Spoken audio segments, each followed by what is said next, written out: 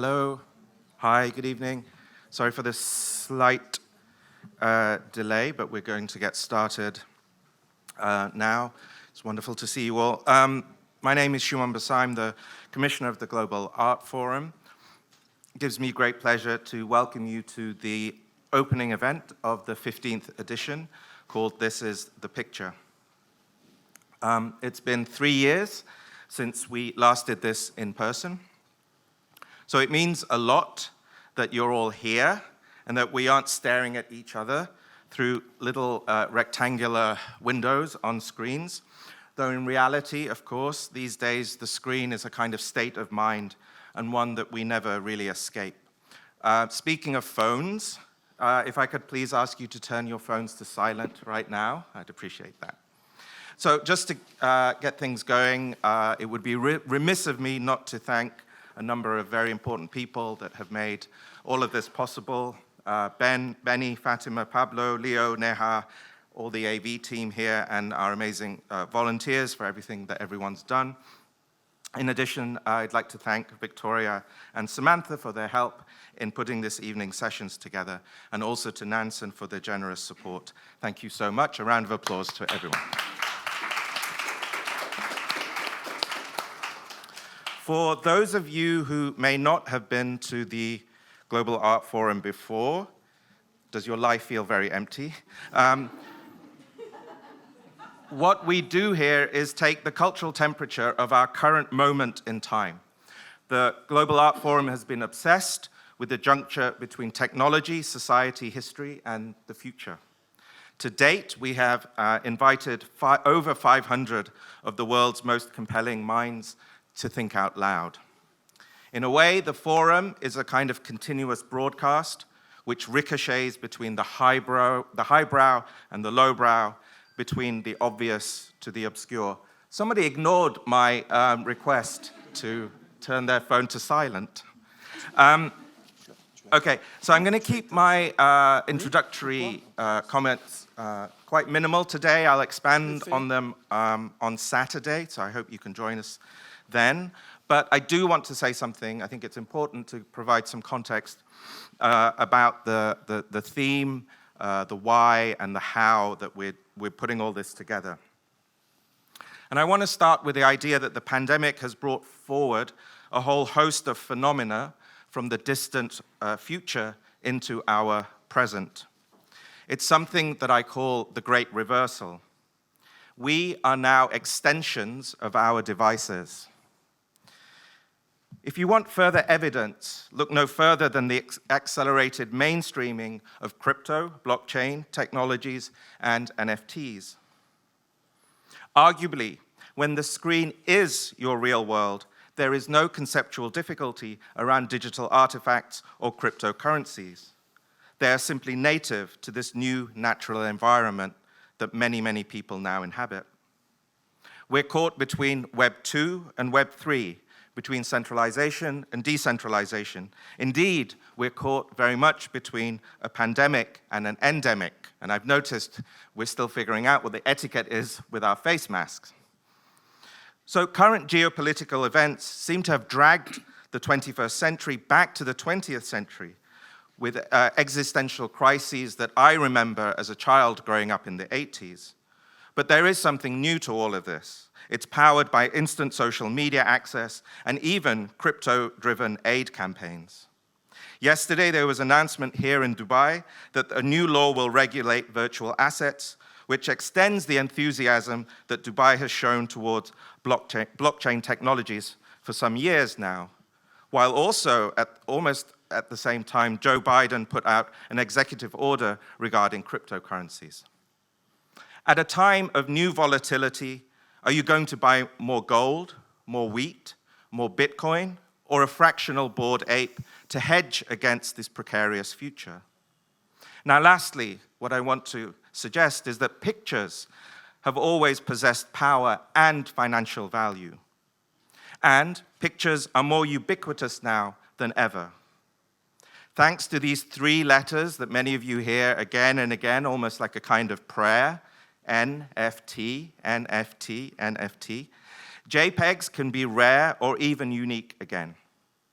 And with that said, I urge you, if you have not yet, to spend time in the new digital section next door. There is a huge amount of alpha to be discovered. So the last thing is to pivot to this evening. I'm extremely thrilled to be able to host two of, I think, the most interesting collectors that we have today, from two very different backgrounds, who have and are shaping what it means to collect digital art, but also digital history. We'll be thinking about how the past and the present continuously remake the future, and what role technology plays in this process. Welcome to This is the Picture. So, to our esteemed guests on the stage, starting with Chinese scroll paintings from the Song, Yuan, and Ming and Qing dynasties, Guy and Myriam's adventures in collecting and philanthropy have spanned several decades and continents.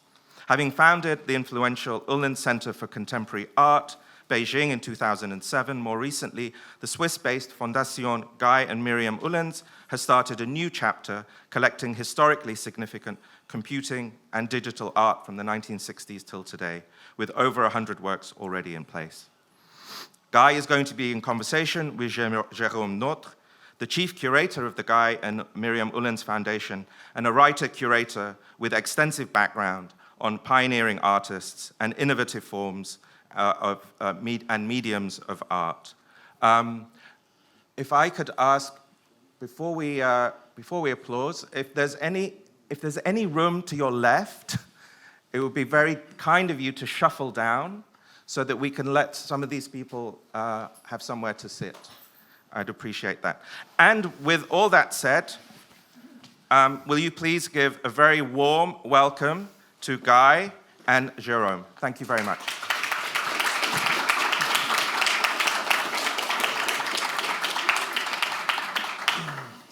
Tu commences? Thank you. Thank you very much. When we hear your name, Guy Ullens, everybody, of course, think first about UCCA, which is probably your biggest achievement, the museum you founded in Beijing, and with today like the Guggenheim in China, because when you say, you don't say UCCA in China, people say Ullens. Ullens. And people don't always know the collector behind this achievement of this museum. Of course, we know that you own some of the largest collection of contemporary Chinese art, because this was the time of UCCA, of the museum. But people will know better this year, when you publish this fall your memoirs, the singular itinerary of collector, an amazing journey that you had for 62 years. Because in fact, people call you the dean of the art collectors, because you technically started to collect art for your own, on your own in 1960. And so you have been non-stop collecting art for 62 years. And of course, it's not one collection, but a sort of palimpsest of collections that you have made, along with your wife, Myriam, part of the time. And this collection, or this series of collections you have done, when you look at it in a panoramic way, we see that it goes from antiquity, antique art, until digital art.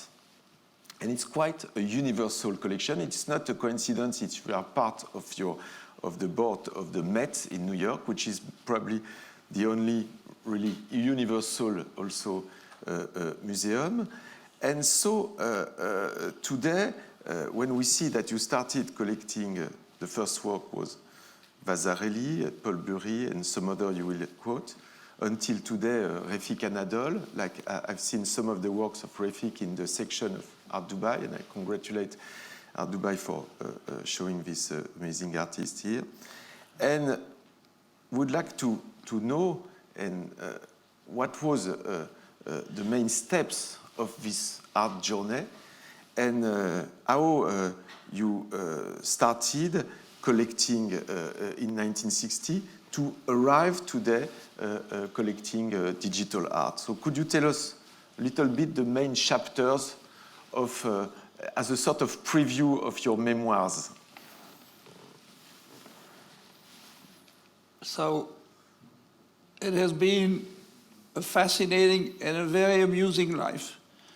I'm getting a little bit to the end of it, but still now it is extraordinary to be sitting here in the middle of your organization. Is something quite unique and exciting. I have a vision of Dubai which is extremely positive and with a lot of future. I've had a funny life which started in Europe. We had some very good coaches. Then up to now, my key life has been in China, having a very large museum. I think it was one of the biggest in Beijing, going very well, and with the help of a lot of very interesting people like Phil Dinari and others. So these are great values in the art world. So keeping going is going to happen here, because I feel that after Europe, after 30 years of China, not permanent but commuting, the future could be, and I don't know how long, could be here. I think that your future is going to be a key value in the art world. So the coming years should be very well looked after, because they're going to be very important for the future. You can ask me all kinds of questions. I just want to talk about the few people who were so important in my life. The first one was Gisèle Croes, who is a great dealer in Chinese art, Chinese antique art. And then I had somebody else who helped me a lot called Lawrence Wu, who is probably the greatest connoisseur of Chinese painting. He brought me to the Forbidden City, where I had my first big show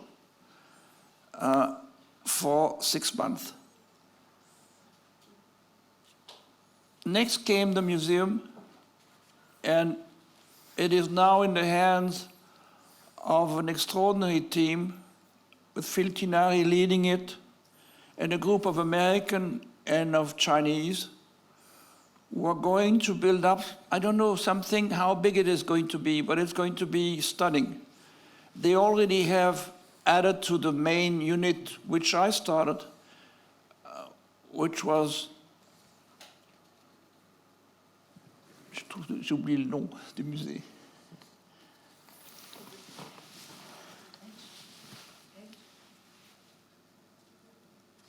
He already added to the Central Museum 4 other units. I don't know where he's going to stop, but it's going to be one of the major art centers in China.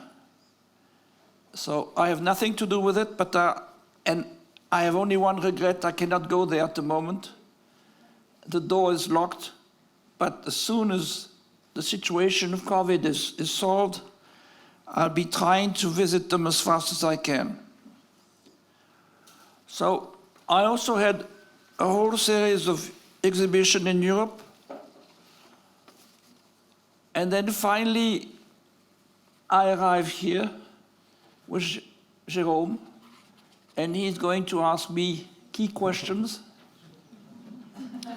So COVID didn't allow you to go 16 times a year like you used to do in China, because a few years ago you went until 16 times a year, which was quite crazy when we imagined that.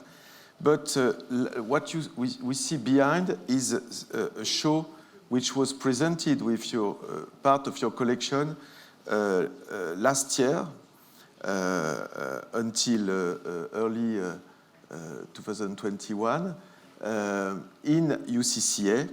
But sadly, of course, because of COVID times, you couldn't attend the show. It's probably the first show you organized that you don't attend the opening, but still you could enjoy, and you wanted to produce it in UCCA, and you will tell us why. But before to come to digital and computing art, I would like you to precise and to tell us about the first collection you had in the 1960 with Denise René.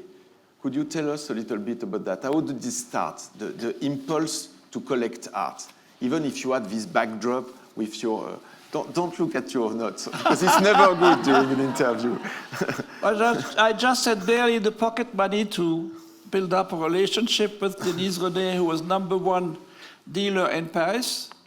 She just died very recently, doing a last acquisition, which I think is extraordinary, from somebody you're all going to get acquainted with Elias Crispin. So that was the last act of Denise René, with whom I started my art life. Which artist did you collect with her at that time? I started to collect a whole list of very well-known European artists like Vasarely, Auguste Herbin, Julio Leparc, Paul Bury, who I love, and I have a Fontana watercolor. So these were the first steps I did 60 years ago.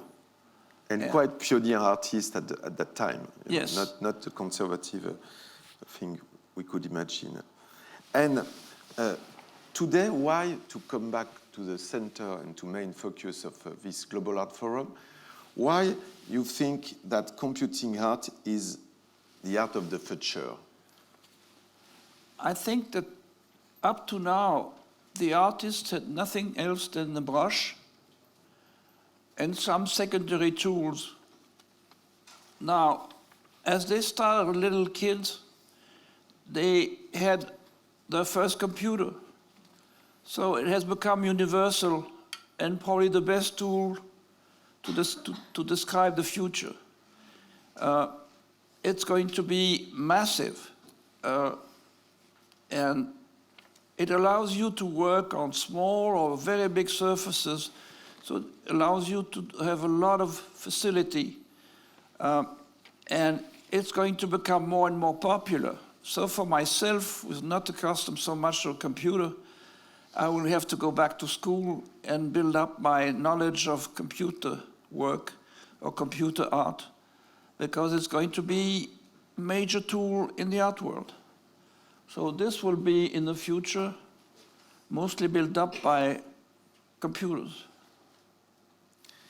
What is amazing is that in your homes today, you inhabit, because you have always been living with your art also. Not all your art, because you have, of course, a too big collection, but you had always hanged several works from your bedroom until your gym, until your every corridor and every house. And in your homes today, it's quite fascinating to see that at 87 years old, you inhabit, you live with your wife, Myriam, with items, works from all your collections. For example, in Brussels or in Switzerland, you have Chinese antiquities, which remind that it was a great passion. Today, when you go to the National Asian Arts Museum in Paris, the Guimet Museum, you are still on the walls as a great donors of the history. You were board member for a long time of this museum. But we see also a fantastic, amazing early Anish Kapoor. We see David Hockney. We see Sterling Ruby that you love. I quote the works today hanged. And also Léo Villarreal, Refik Anadol, David Equayola. And so we see, which is not very common, both traditional mediums and digital arts. What are the reactions of your friends and family facing this mix, and especially the digital pieces? They are accustomed to any crazy things I'm doing, so it's not too bad. But it's fascinating to take them and to encourage them to jump in the game and keep going with me or other fanatics. The future in the field is great. I think we're going to live through a unique period of art, of creativity, of great artists, and we all learn to enjoy it as much as we can because the future is there.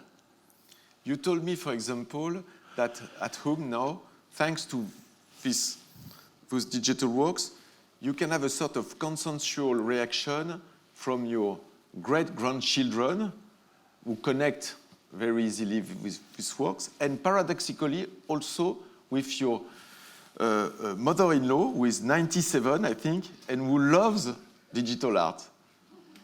No? She has a much nicer judgment about me than a lot of other people. I don't know how I got that nice present in life, but this mother-in-law is really very generous for what I'm doing. And she loves particularly digital art, you said. Yes. Which was totally unexpected.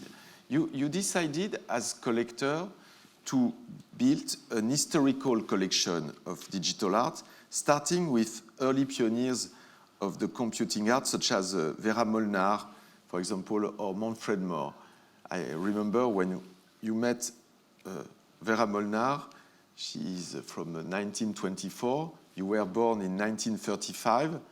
When you arrived in her studio, she said, "Oh, how young you are." And why did you want this historical dimension in your collection of digital art?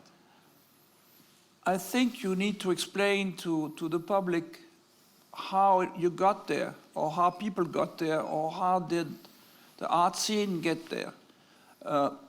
It is moving faster and faster, and you could very well get lost or supported by very good artworks, very good artists, very good shows. And I must say that the life of everybody in the art world has changed dramatically. To see you here tonight is quite something. To have this show, which is probably going to be even better next year, is very exciting. I think Dubai is going to become a key spot in the art world, where the future is there. You made life very easy for the artist and for people who like them. So you're going to get your reward, which is a big name and a beautiful image in the art world. So I, for example, think that their future is more here than in Europe or China. China, I'm a little bit desperate because of the COVID. I cannot go there. I had prepared a major show, which I got, but I never seen it. It's quite a punishment. But here, I don't know how you did it, but you made life of the art world easy in the middle of a storm. This moment has been very tough for the art world outside of Dubai and probably the Arab world, which is remarkable. And I hope that in the coming months, years, you'll get your reward by better and better artists and shows which are going to become key for the art world in general. you have a very good airline, so it's going to be easy to commute here. And I expect, for example, in my life, to be here quite often, which was totally out of the program up to now. So I think that I'll be very looking forward for all the programs you're going to come in for. So I only complain for one person who is going to be the key curator, the key actor of the show, because he's going to be maybe overwhelmed. It's going to be a lot. But for the public, it's going to be very interesting. I don't know if you like some magazines, some written material, but computers will replace the amount of information you get easily. So I think that the future is nice and beautiful. That said, you wanted a couple of years ago, when you started this collection through the action of the Fondation Myriam Ullens, the Ullens Foundation, which support by research and development grants artists and promote their work through exhibitions or catalog. You wanted to publish the first catalog and organize the first show about this subject in China, in Beijing, and particularly at UCCA, at the Ullens Contemporary Center. Can you tell us why you commissioned this show in China? Why computing art was particularly relevant in this country? What did you observe in China all those years? So I spent close to intermittently in and out 35 years in China, commuting like crazy. And I started with the move in the 80s. And what is fascinating in China, when you know the people, is that to learn, they start slowly, but then it accelerates. And I feel that in the coming years, China will be one of the leaders of the movement. I see them a lot here in Dubai, interested about what you're doing, but also collaborating. They're great guys. Now, what is extraordinary in China is that one of the key leaders of the movement is an American, Phil Tinari, who I hired in 2011 at UCCA, is an incredible American who went to Duke, to Harvard, got the PhD at Oxford, while he had joined us, and he really built up UCCA in the past years. But not only did he did that, he built up a big team of Chinese shareholders, and he is now operating in 4 big cities in the country. I haven't talked with him about his future dreams, but nothing would astonish me from what he will be doing. I could very well one day hear that he has made a special deal here or elsewhere in the Arabic world. I met him in the area already, so he's going to be one of the key personalities in the art world in the future. You always enjoyed to visit artist studios to get better into their deep creation process. I remember in China accompanying you in 2014, something like this, when we were friends and not working together at that time. At Liu, for example, the studio.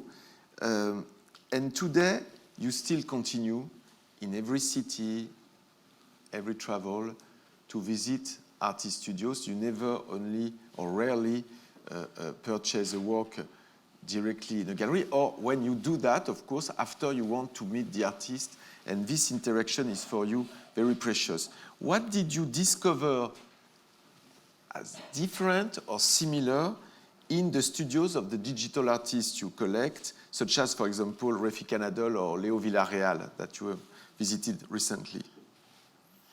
A visit to one of these artists is a moment of enchantment. It is enormous fun. First, like all the artist visits, you get a special treatment. But then it's so much easier to understand what you're doing and what the future is. I must say that wherever you are in the world, you now have digital artists, highly productive, and who suddenly are going to appear on your screens, on your museums, and the tempo or the rhythm of it is increasing every year. So if you can also go and visit them on the spot, you will know what the future is in their work. And that is very interesting to connect with the future of the art life. Another passion of yours, not so well known, is, and you quoted it, education. You founded with your wife, Myriam, a whole school from primary school until baccalaureate in Nepal, for example, in Kathmandu, with a fantastic building built by Rem Koolhaas. And education in all the fields is always a topic you like to raise and support. When you started collecting digital art, you went to see or to call or contact a series of dean of some school of arts. And what did you discover as the situation of education for this field of the arts? I missed something in Kathmandu. We didn't add an art school, and that we should be doing because it's so important. But Kathmandu was a dream in our lives, Mimi and me. She started, and then we built up a very advanced school with about 1,500 kids, and they're all very advanced educated. Normally, we coach them locally. Then, when they get at a certain level, we try to get them a PhD, and then we ship them in America for a long training period. So this group of kids is going to be the future of Central Asia. It's going to be a model for other locality to start something in advanced education. How we did that and why we did it, I could not explain, but it has been so exciting. It's now big. It's teamed up with a lot of artists, a lot of top students, a lot of schools in America. So the problem is, with COVID, I'm not allowed to travel and go into all these places. But about digital art and the schools, when you met some deans in London and Paris, etc., did you see that you wanted to do some actions with the art schools and digital art? That's going probably to be the next step with you, which is going to be in education, and especially in digital work, digital art, and build up something with a lot of drive, which doesn't exist at the moment, but should be existing. Now, where are we going to find the people ready to work with us? That's still a question. Where in the world should we do the first step with the support of our first centers, our first museums? Where should we launch education in digital art? Because you were a little bit shocked that there was a sort of gap between the increased trend of digital art in the studios of the artist and a lack of education of this history of that field of art in the art school, isn't it? It's going, we started it, but it's going to take a few more years before you see the results. But it's there. There's a lot of interest, and it's going to change again the art world when the artists will be very well trained in digital art and be highly creative in the field. So I don't worry, but it's going to take time. I see that we have only a couple of minutes, so maybe there is some question that... Okay. Madame, microphone maybe. Tu restes toi qui réponds. Non, c'est pas toi. Thank you, I was the quickest. Thank you so much, Ullens, for sharing your extraordinary journey with us today. I was wondering, if I may question you on this, what will be the next piece of art you are going to acquire this year? Because we are in an art fair, God. after all. That's a very difficult question. The first problem is travel. It's not easy. We've been to the States once, against 4, 5, 6 times. We haven't been to China, which was up to 16 times a year. If we add here, we'll be permanently in a plane, but it's going to be very exciting. But you have seen some interesting works at Villarreal studio recently. At So Leo. next time will be soon. Yeah, a show next month. So New York will be June, but it's easier. I would say that China is impossible, but America is doable. So it's improving and probably improving fast. And then you're going to have here. And here we have plenty of plans.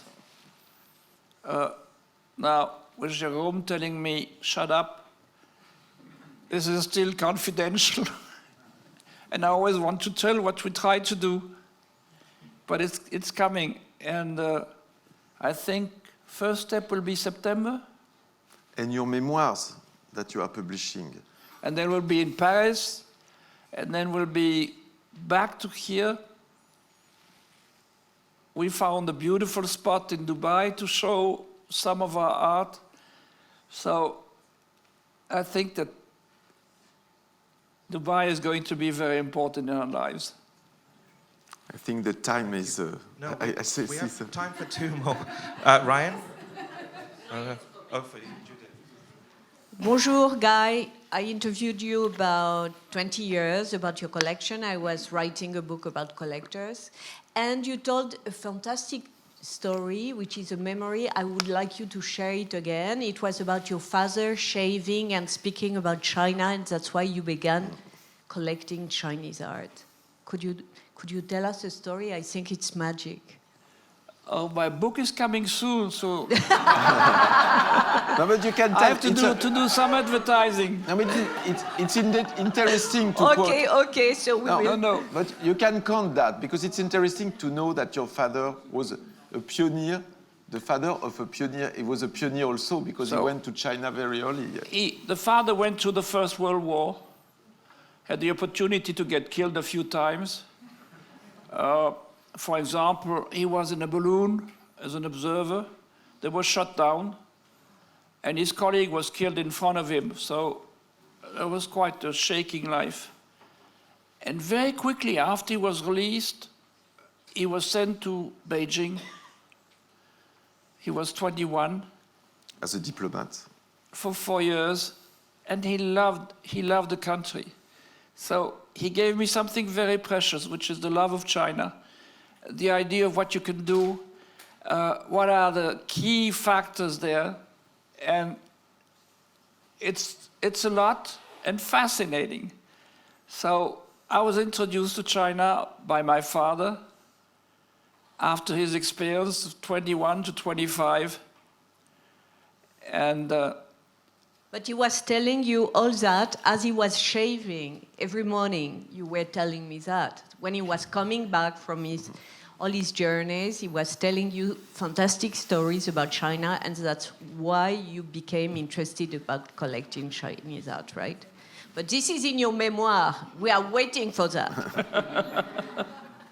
Thank you. Thank We have time for maybe one more question if there's... you spoiled me. Thank you. Actually, I have a question for you, Guy.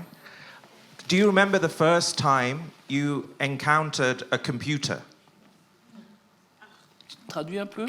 Quand est-ce que tu as eu le premier ordinateur que tu as vu dans ta vie? C'était quand? Ooh, many years ago. Scared me. Can you tell us when this was? So now I go and see my grandchildren using them like a normal, regular tool.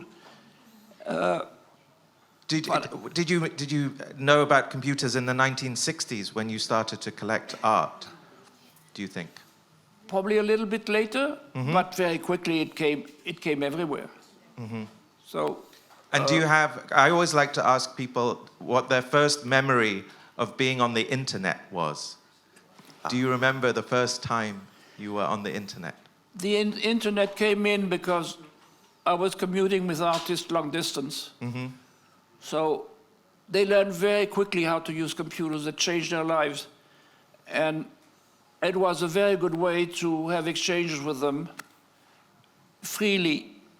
So the art life became immediately, thanks to the computers, very, very nice. And together we talk a lot that way. That's amazing. Thank you so much. We have run out of time. Will you give me we'll give a huge round of applause and thanks to Jérôme and to Guy. Thank you.